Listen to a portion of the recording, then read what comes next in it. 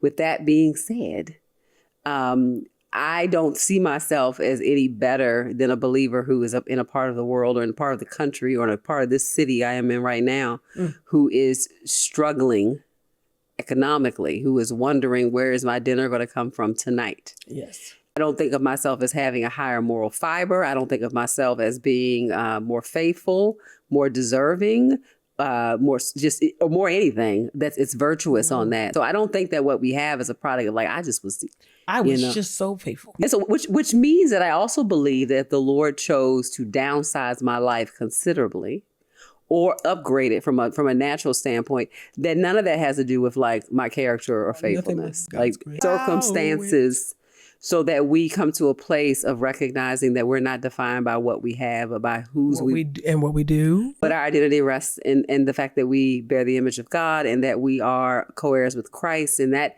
has to be good enough for us. If it's not, and that's the only thing that doesn't get taken away. What we have in our accounts, whatever you got going on in your financial portfolio, if you even use that language or not, I am well aware that can be taken away by the end of today, which is why gratitude is the proper response to what you have today.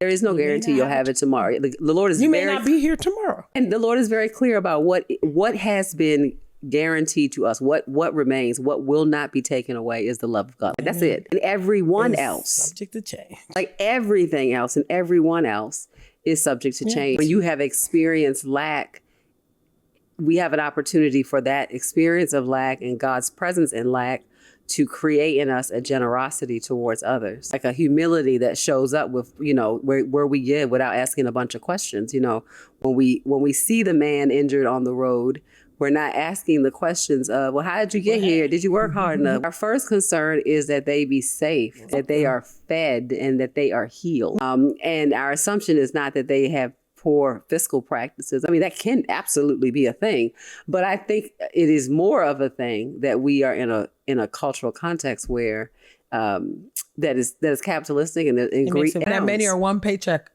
away from homelessness, from absolutely being put out of your home, right? Without health insurance to cover something like that. That ought to, I think, stir in us a type of humility and a generosity that when we have it, we give, we share, we open our doors, we open our heart to the extent that we can.